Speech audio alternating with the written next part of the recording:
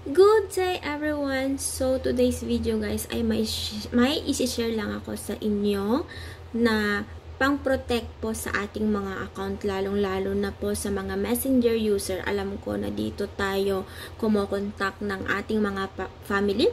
Ito po yung kadalasan natin ginagamit para makontak po yung mga family natin sa iba't ibang sulok ng mundo.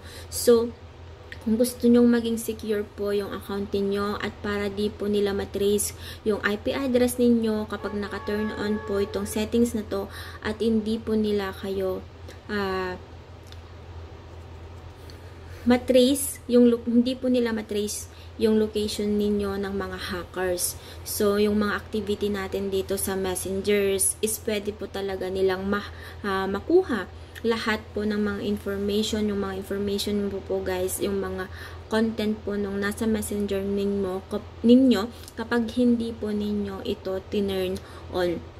So ito guys, napanood ko lang din po ito sa isang content creator na dapat pala is naka-turn on itong settings na to. So wala naman po siguro mawawala kasi based po sa kanya is tinanong po niya yung yung Meta kung para maging aware po tayo sa lahat po ng nangyayari dito sa Messenger. So, ayun nga po yung bagong update niya. So, in-explain niya doon na kailangan pala talaga naka-turn on yung settings na to.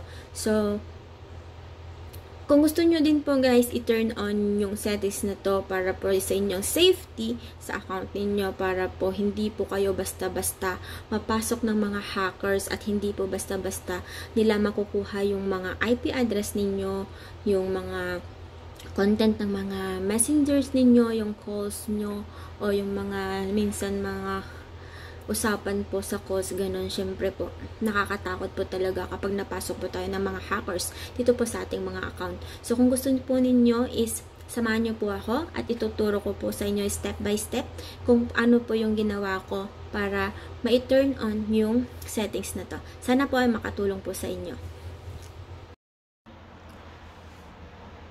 So, yan guys, sundan nyo lang po ako. Pumunta lang po kayo sa inyong mga messengers. I-click lang po yung setting icon dito sa taas. So, alam nyo naman na po siguro kung ano po yung settings. So, click lang po natin yan. And then, after that po is makikita po ninyo dyan yung account ninyo. So, scroll up lang po natin. Hanapin po natin yung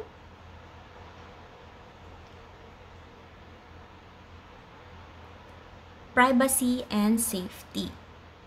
So, mapapansin nyo yan guys. Ito yung privacy and safety. So, makikita nyo na privacy and safety talaga pong kailangan po natin maging safe or yung privacy po natin and maging safety po yung mga account natin. So, click lang po natin yan and then, kailangan po natin na scroll up.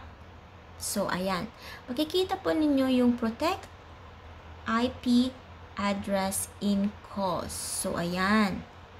Kung mapapansin nyo po niyan, guys, ito po yung protect IP address in calls. So, hide your IP address from other participants. So, ito po yung sinasabi ko sa inyo na kailangan po nating i-turn on ito para ma-hide po yung ating mga location, yung ating IP address sa mga hackers. So, ayan, guys. Kung gusto nyo po maging extra safe po yung mga account niyo is pwede po ninyong i-turn on to. Alam ko pong lahat po tayo talaga is naka-turn off po yung protect IP address natin. So, ayan guys. So, makikita po dito guys, sa akin, inon ko na. So, inon ko na po yung aking IP address and calls. So, ayan po yung sabi niya po kasi dito, to make it harder for people to infer your location, calls on this device will be surely relayed through Meta servers. This will reduce quality. So, ayun guys. O, syempre, hindi pa ako marunong magbasa niyan. So, ayan guys. Ito yung sinasabi niya guys na para mahirapan daw yung mga tao.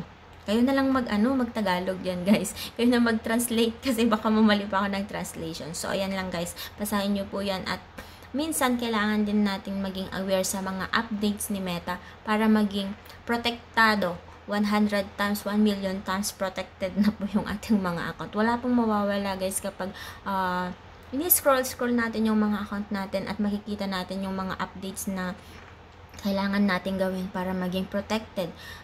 Iwas ma-hack yung ating mga account. So, ayun lang guys. So, yan lang guys. At sana nakatulong po sa inyo yung video na to. At para naman maging aware po kayo sa mga updates po ni Meta. And then, kung gusto nyo pong maging safe yung account niyo is pwede nyo po i-turn on now na yung settings na to. So, ayun lang guys. Sana nakatulong po sa inyo. Maraming salamat. God bless.